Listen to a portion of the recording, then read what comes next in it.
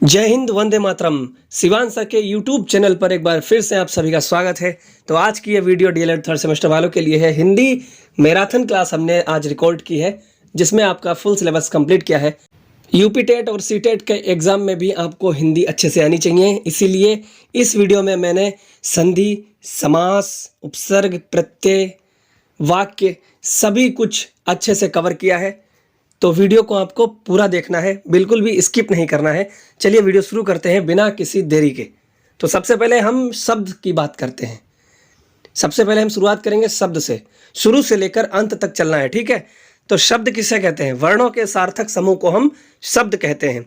शब्दों की रचना ध्वनि और अर्थों के मेल से होती है, ठीक है। शब्दों की रचना जो कैसे होती है? शब्दों की रचना ध्वनि और अर्थों के मेल से होती है। शब्द कितने प्रकार के होते हैं अगर पूछ लिया जाए तो शब्द दो प्रकार के होते हैं, सार्थक शब्द और दूसरा होता है निरर्थक शब्द। सार्थक शब्द वह शब्द होते हैं जिनका कोई अर्थ होता है, और निरर्थक शब्द के कोई अर्थ नहीं होता, इनका कोई अर्थ नहीं होता, ठीक है। उम्मीद है कि आपको इतना समझ में आ गया होगा। बहुत स्पीड में बोल रहा हूँ। आगे बढ़ने से पहले आपको वीडियो को लाइक करना है, ठीक है। वीडियो को लाइक करना है और चैनल को सब्सक्राइब करना है। तो ठीक है, अब हम आगे बढ़ते हैं। तो अब हमारा अगला टॉपिक है लेखन कौशल की शिक्षण विधियाँ, जिसमें हमारी पहली विधि दी गई है रूपरेखा अनुकरण विधि। अब इसके बारे में थोड़ा जान लेते हैं, इस विधि में होता क्या है। इस विधि में छात्रों को सुलेख की मुद्रित अभ्यास कॉपी दी जाती है, ठीक है ना। छात्रों को क्या दी जाती है? सुलेख की मुद्रित अभ्यास कॉपी, जिसमें अक्षर या वाक्य बिंदु रूप में लिखे होते हैं। बालक उन पर पेंसिल घुमाकर अक्षर व शब्द लिखने का अभ्यास करता है। बस यही होती है रूपरेखा अनुकरण विधि। अब दूसरी विधि हमारी दी है स्वतंत्र अनुकरण विधि। इसके बारे में देख लेते हैं क्या होती है ये। इसमें जो है अध्यापक श्यामपट्ट पर, ठीक है, ब्लैक बोर्ड पर या बालक की कॉपी में अभ्यास अक्षर या शब्द लिख देता है। बालक उनकी हूबहू नकल कर लिखने का अभ्यास करता है। टीचर जो है ब्लैक बोर्ड पर लिख देगा या बच्चे की कॉपी पर लिख देगा कोई भी अक्षर या शब्द, बालक उसको देखकर उसकी नकल उतार लेता है, उसे लिख देता है, ठीक है। अब तीसरी हमारी है जो इंपॉर्टेंट है, मांटेसरी विधि। इसके बारे में देख लेते हैं। इस विधि में छात्र लकड़ी, प्लास्टिक या गत्ते के बने वर्णों के कटआउट के बाहर पेंसिल घुमाता है। इस तरह बालक अक्षरों के स्वरूप से परिचित होता है तथा उसे लिखने का अभ्यास भी हो जाता है। अब हमारा चौथा है चित्र विधि। चित्र विधि सबसे सरल विधि होती है। इसमें चित्रों की सहायता से शब्द और शब्दों की सहायता से अक्षर सिखाए जाते हैं। तो ये तो हमारी थी लेखन कौशल की शिक्षण विधियाँ। चलिए बढ़ते हैं हमारे अगले टॉपिक की तरफ। तो पहला पॉइंट आपको देखना है कि भाषा के रूप पूछ लेता है कि भाषा के कितने रूप हैं। तो आपको क्या लिखना है? भाषा के दो रूप हैं, मौखिक और लिखित। दो ही रूप तो होते हैं भाषा के, मौखिक और लिखित। अब कभी कभी पूछ लेता है आपसे कि स्वतंत्र लेखन से आपका क्या तात्पर्य है, या स्वतंत्र लेखन किसको कहते हैं। तो जब बालक अपने शब्दों में किसी विषय पर अपनी अभिव्यक्ति करता है, ठीक है, बालक जो है अपने ही शब्दों में बोलेगा और लिखेगा। अपनी अभिव्यक्ति को वो लिखकर या बोलकर अपने आप ही प्रकट करता है। यही हमारा स्वतंत्र लेखन कहलाता है। लेखन के प्रकार आपसे पूछ लिए जाते हैं तो आपको क्या लिखना है भाई? लेखन के वैसे तो चार ही प्रकार होते हैं देखा जाए, जो महत्वपूर्ण है, आपसे पूछे जाते हैं सब मैंने बार बार। तो पहला प्रकार आपसे सुलेख पूछ लिया जाता है, दूसरा अनुलेख पूछ लिया जाता है, तीसरा श्रुतलेख है और चौथा हमारा प्रतिलेख है। इनके बारे में पूछा जाता है। तो थोड़ा थोड़ा इनके बारे में बता देता हूँ मैं। सुलेख का अर्थ होता है सुंदर लेखन, ठीक है। अनुलेख का अर्थ होता है किसी आदर्श लिखावट का जैसे कि वैसा अनुकरण करना। अब यहाँ पर इंपॉर्टेंट एक और दिया है श्रुतलेख। श्रुतलेख का मतलब यह होता है कि ना सुनकर लिखना। जब भी हम किसी चीज़ को या किसी विषय या टॉपिक को हम सुनकर लिखते हैं तो वही हमारा श्रुतलेख होता है। समझ गए ना? अब हम प्रतिलेख देख लेते हैं। प्रतिलेख ये क्या होता है? प्रतिलेख में किसी पुस्तक, पत्र, पत्रिका आदि के गद्यांश को देखकर लिखना पड़ता है, जिसका दूसरा नाम नकल है। प्रतिलेख को हम क्या कहते हैं? नकल कहते हैं। तो चलिए बढ़ते हैं अपने अगले टॉपिक की तरफ। तो हम अब कारक के बारे में बात करेंगे कि कारक कितने प्रकार के होते हैं। तो कर्ता कारक की बात कर लेते हैं पहले हम। तो कर्ता कारक क्या होता है साहब? वाक्य में जिस शब्द द्वारा काम करने का बोध होता है उसे कर्ता कारक कहते हैं। अर्थात कर्ता कारक वह है जो कार्य करता है, जो काम करता है, कर्म करता है, वही कर्ता कारक कहलाता है। जैसे बालक सो रहा है, उदाहरण दिया है हमारा, ये कर्ता कारक का उदाहरण है। लेकिन इसमें कर्ता कारक कौन है? क्रिया इसमें क्या है? सोना। बदला बालक सो रहा है ना, वो क्रिया है, लेकिन जो सो रहा है वो कौन है? वो बालक है। तो बालक ही हमारा कर्ता हो जाता है। दूसरा, कर्म कारक की बात करते हैं तो कर्म कारक किसको कहते हैं ये देख लेते हैं। जिस संज्ञा या सर्वनाम पर कर्ता द्वारा किए गए क्रिया का प्रभाव पड़ता है। ठीक है, जिस संज्ञा या सर्वनाम पर कर्ता द्वारा किए गए क्रिया का प्रभाव पड़ता है उसे कर्म कारक कहते हैं। इसका एग्जाम्पल लिखा नहीं है लेकिन बता रहा हूं। मैंने उमेश को बुलाया, ठीक है, मैंने उमेश को बुलाया, तो मेरे द्वारा बुलाने की क्रिया का फल किस पर पड़ा? उमेश पर पड़ा। इसीलिए हम कहते हैं कि उमेश ही कर्म कारक है। तो चलिए देखते हैं अब क्रिया के बारे में। क्रिया क्या है? तो जिस शब्द से किसी कार्य के होने का बोध होता है, समझ रहे ना, जिस शब्द से किसी भी कार्य के होने का बोध होता है वही हमारा क्रिया होता है। क्रिया उसी को कहते हैं जिस शब्द से किसी कार्य के होने का बोध होता है। जैसे कि घोड़ा दौड़ रहा है, ठीक है ना, दौड़ना क्या है? यही हमारा क्रिया कारक हो गया। ये क्रिया है ना, घोड़ा दौड़ रहा है। अब तत्सम शब्द और तद्भव शब्द की बात करेंगे, लेकिन उससे पहले, आगे बढ़ने से पहले हम आपसे फिर से एक रिक्वेस्ट करना चाहते हैं कि अगर आपने अभी तक हमारे चैनल को सब्सक्राइब नहीं किया है और आपने यहाँ तक वीडियो देख ली है तो प्लीज़ हमारे चैनल को सब्सक्राइब ज़रूर कर दीजिए। सब्सक्राइब ज़रूर करना और वीडियो को लाइक करना और वीडियो देखने के बाद अपने दोस्तों के साथ शेयर ज़रूर करना, ठीक है, और कमेंट भी कर देना। चलिए आगे बढ़ते हैं। हम तत्सम शब्द की बात करते हैं तो संस्कृत भाषा के वे शब्द जो हिंदी भाषा में ज्यों के त्यों लिए गए हैं। समझ रहे हैं ना आप लोग कि संस्कृत भाषा के वे शब्द होते हैं तत्सम। तत्सम शब्द संस्कृत भाषा के वे शब्द हैं जो हिंदी भाषा में ज्यों के त्यों यानी कि जैसे के तैसे ले लिए गए, तत्सम शब्द कहलाते हैं। जैसे कि अग्नि हो गया, अमूल्य हो गया, अज्ञान हो गया, कर्पूर हो गया, ये हमारे कैसे शब्द हैं? तत्सम शब्द हैं और ये सब संस्कृत भाषा के शब्द हैं। उम्मीद है आपको तत्सम शब्द अच्छे से समझ में आ गया होगा, अच्छे से पढ़ लीजिए, ठीक है। अब हम बात करेंगे तद्भव शब्द के बारे में। हर एग्ज़ाम में सीटेट हो या यूपी टेट हो या आपका डीएलएड हो, आपके पास अगर हिंदी है तो आपसे तद्भव तत्सम पूछे जाएंगे। तो तद्भव शब्द किसको कहते हैं ये देख लेते हैं। ये संस्कृत भाषा से आए हुए वे शब्द हैं जिनका रूप हिंदी में बदल चुका है। ये संस्कृत भाषा से आए हुए हैं शब्द, लेकिन इनका रूप जो है वो परिवर्तित हो गया है, वो हिंदी में बदल चुके हैं।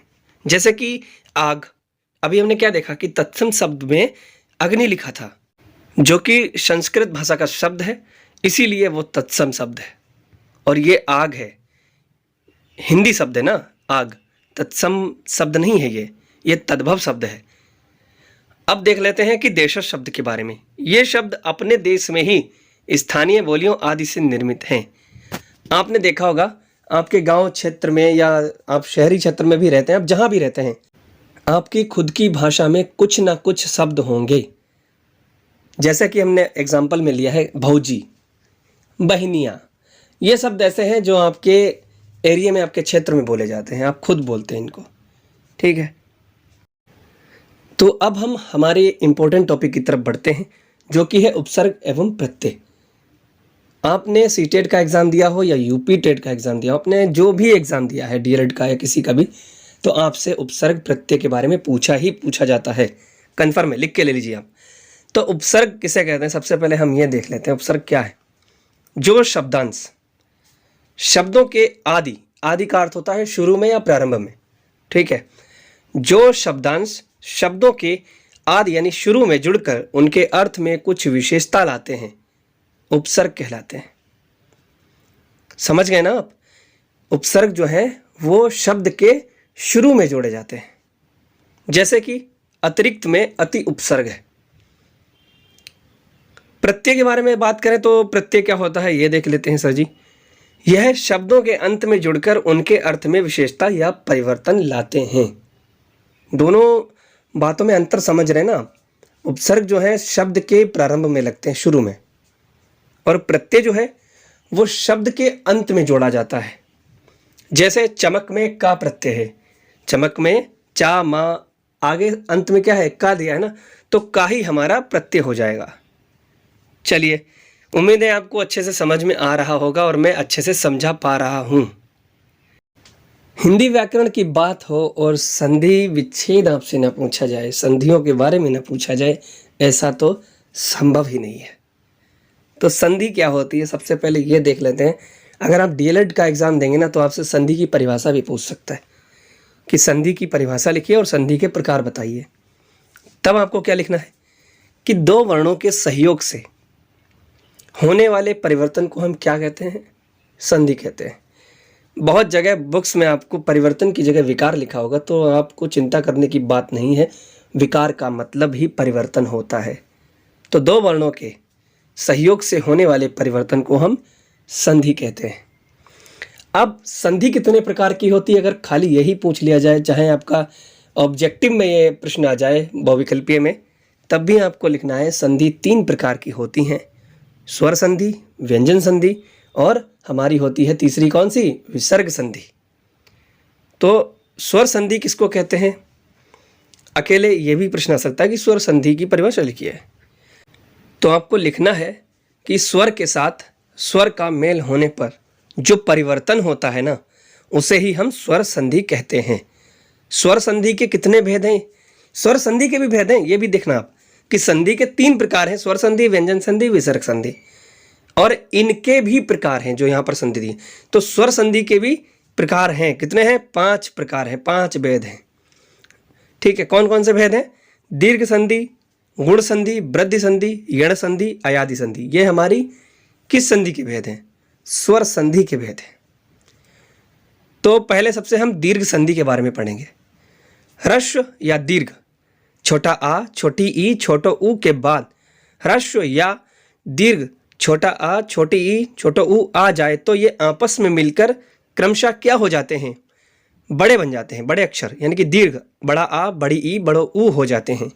इसी कारण इस संधि को दीर्घ संधि कहते हैं। जैसे कि महात्मा शब्द दिया है, तो महात्मा में कौन सी संधि है, दीर्घ संधि है। क्यों है, क्योंकि महात्मा को हम संधि विच्छेद करेंगे तो क्या होगा, महा प्लस आत्मा, तो इसीलिए हम इसको दीर्घ संधि कहते हैं। समझ गए आप लोग। तो अब हम गुण संधि की बात करेंगे। तो जब संधि करते समय छोटा आ या बड़ा आ के साथ छोटी ई बड़ी ई हो तो ए बनता है। जब छोटा आ बड़ा आ के साथ छोटा ऊ बड़ा ऊ हो तो औ बनता है। जब आ के साथ ऋ हो तो अर बनता है। तो यह गुण हमारा गुण संधि कहलाती है। जैसे कि गणेश, गणेश में कौन सी संधि है, गुण संधि है। गण प्लस ईश, ये होता है हमारा गणेश। अब और भी एग्जाम्पल हम ले सकते हैं, जैसे कि उपेंद्र, उप प्लस इंद्र हो जाएगा। महेंद्र, महा प्लस इंद्र हो जाएगा। रमेश, रमा प्लस ईश हो जाएगा। चंद्रोदय है, चंद्र प्लस उदय हो गया। ठीक है, देव ऋषि है तो देव प्लस ऋषि हो गया। महर्षि है तो महा प्लस ऋषि हो जाएगा। ये हमारे सब एग्जाम्पल जो हैं गुण संधि के हैं। तो इसके बाद हमारी आती है वृद्धि संधि। तो वृद्धि संधि के बारे में हम देख लेते हैं। अगर एग्जाम में हमसे पूछ लेता है कि वृद्धि संधि के परिभाषा लिखिए और उनके उदाहरण लिखिए, तो आपको क्या लिखना है, जब संधि करते समय आ बड़ा आ के साथ ए आए हो तो अय बनता है, और जब छोटा आ बड़ा आ के साथ ओ आओ हो तो आओ बनता है, उसे हम वृद्धि संधि कहते हैं। जैसे सदा प्लस एव, क्या बना हमारा, सदैव, सदैव बन गया ना। अब वृद्धि संधि के थोड़े एग्जाम्पल और, अगर जैसे कि महेश्वर होता है, महा प्लस ऐश्वर्य होता है। परमोषध है, परम प्लस औषध हो गया। महौषधि है तो महा प्लस औषधि हो गया। ये हमारे वृद्धि संधि के उदाहरण हैं। अब यण संधि की हम अगर बात करें तो यण संधि में आपको क्या लिखना है, आइए देख लेते हैं। तो यण संधि में जब छोटी ई और बड़ी ई, छोटा ऊ बड़ा ऊ, दीर्घ के आगे कोई भिन्न स्वर आता है, कोई अलग स्वर आता है, तो ये क्रमशः या व रा ला में परिवर्तित हो जाते हैं। इस परिवर्तन को हम यण संधि कहते हैं। यण संधि के उदाहरण देख लेते हैं क्या होंगे। जैसे कि स्वागत दिया है, सु प्लस आगत, ये हमारा यण संधि का उदाहरण है। और भी अगर एक देख लेते हैं एग्जाम्पल, कौन सा होना चाहिए, पिताज्ञा, पितृ प्लस आज्ञा। लाकृति दिया है तो र प्लस आकृति होगा। अत्यल्प दिया है तो अति प्लस अल्प होगा। ये सभी हमारे यण संधि के उदाहरण हैं। अब हमारी 5वें नंबर पर आती है ठीक है, 5वें नंबर पर कौन सी आती है? अयादी संधि। अयादी संधि किसे कहते हैं और उसके उदाहरण क्या हैं, हम ये भी अभी अच्छे से पढ़ेंगे। तो चलिए शुरू करते हैं। अयादी संधि, जिस शब्द में आय, आय, अव, आव की ध्वनि आए तो वहाँ अयादी संधि होती है। ये हमने पहचान बताई है, लेकिन इसकी अगर परिभाषा देखी जाए तो वो होगी कि जब ए, आय, ओ, आओ और औ के बाद कोई स्वर आता है तो ए का आय, ए का आय, औ का अव और आओ का आव हो जाता है। वही हमने लिखा है यहाँ पर शॉर्टकट में। आप इन सब चीज़ों के बारे में मत पढ़िए, ठीक है, इन सब चीज़ों के चक्कर में मत पढ़िए। आपको जो लिखा है बस उस पर ध्यान दीजिए कि जिस शब्द में आय, आय, अव, आव की ध्वनि आए तो वहाँ पर हम कौन सी संधि मानेंगे? अयादी संधि मानेंगे, ठीक है। जैसे कि नयन, नय प्लस अयन, तो यहाँ पर जो अयन लिखा है तो उसमें अय है, अय आया हुआ है ना, तो इसीलिए ये अयादी संधि है। और भी इसके एग्जाम्पल अगर देखा जाए तो नायक, नायक में हम कैसे संधि विच्छेद करेंगे? नय प्लस अक, ठीक है। पवन, पो प्लस अन, पावक, पौ प्लस अक, तो ये सब हमारे अयादी संधि के उदाहरण हैं। अयादी संधि के उदाहरण में बस इतना याद रखना कि नयन, नायक, पवन, पावक ये सभी अयादी संधि के उदाहरण के अंतर्गत आते हैं। अब दूसरे नंबर पर हमारी शुरू होगी व्यंजन संधि। ये तो हमने जो पढ़े हैं ना, ये सभी स्वर संधि के भेद थे। अब हम दूसरे नंबर की संधि पर आते हैं जो कि व्यंजन संधि है। व्यंजन संधि की परिभाषा क्या है और व्यंजन संधि के उदाहरण क्या है, इन सब चीज़ों के बारे में अच्छे से भी देख लेते हैं। व्यंजन संधि, किसी व्यंजन का व्यंजन से या किसी स्वर से मेल होने पर जो परिवर्तन होता है तो उसे हम क्या कहते हैं? व्यंजन संधि कहते हैं। व्यंजन संधि में व्यंजन का व्यंजन से या स्वर से मेल होने पर परिवर्तन जो होता है ना, वही व्यंजन संधि कहलाता है। जैसे कि दिगंबर, दिगंबर में क्या है? दिक प्लस अंबर, तो ये व्यंजन संधि का उदाहरण है। संतोष भी व्यंजन संधि का उदाहरण होता है, सम प्लस तोष। संयोग है, सम प्लस योग, ठीक है। विषम, वी प्लस सम। षष्ठ, षष्ठ प्लस था, ये सभी हमारे जो हैं। उज्ज्वल हो गया, उत प्लस ज्वल। संसार में सम प्लस सार। स्वयं, स्वयंवर में स्वयं प्लस वर होता है। सज्जन में सत प्लस जन, ये सभी हमारे व्यंजन संधि के उदाहरण हैं। तो चलिए आगे हम देख लेते हैं हमारा टॉपिक क्या है। अब हमें पढ़नी है अंतिम संधि, कौन सी? विसर्ग संधि, जो कि हमारी अंतिम संधि है। तो विसर्ग संधि क्या है? विसर्ग के साथ स्वर या व्यंजन मेल से जो विकार होता है, विकार अर्थात परिवर्तन होता है, उसे हम विसर्ग संधि कहते हैं। जैसे कि धु प्लस शासन, दुशासन। दुह बोला मैंने, धू मत समझना, ठीक है। दुह। निसंदेह, निह प्लस संदेह। निशब्द, निह प्लस शब्द। नीरव, निह प्लस रव। नीरस में निह प्लस रस हो जाएगा। निरोग में निह प्लस रोग। ये सभी हमने जो बताए हैं वो विसर्ग संधि के उदाहरण हैं, ठीक है। अब हम अगले टॉपिक पर चलते हैं। अगला टॉपिक हमारा होने वाला है समास का, जो कि बहुत ही इंपॉर्टेंट है, एग्जाम में पूछा जाता है हर बार, ठीक है ना। तो समास देख लेते हैं, समास क्या है, समास के भेद, इन सभी चीज़ों के बारे में हम अभी अच्छे से पढ़ेंगे। चलिए फिर समास क्या होता है पहले यही देख लेते हैं। समास की परिभाषा पूछे तो यह लिखना है कि अनेक पद मिलकर जब एक पद बन जाते हैं तो वह समास कहलाता है। समास का अर्थ पूछा जाए तो समास का अर्थ क्या होता है आपको लिखना है। समास का अर्थ होता है संक्षेप करना, ठीक है। अगर समास के भेद अगर आपसे किसी ने पूछ लिए, समास के प्रकार पूछ लिए, कितने प्रकार होते हैं, तो 6 प्रकार के समास होते हैं। कौन कौन से होते हैं? द्वंद्व समास, द्विगु समास, तत्पुरुष समास और कर्मधारय समास, अव्ययभाव समास और बहुब्रीहि समास। ये समास हमारे 6 समास जो हैं, ये समास के भेद हैं। अब इन समासों के बारे में हम डिटेल में इनका विस्तृत अध्ययन करेंगे। तो चलिए शुरू करते हैं।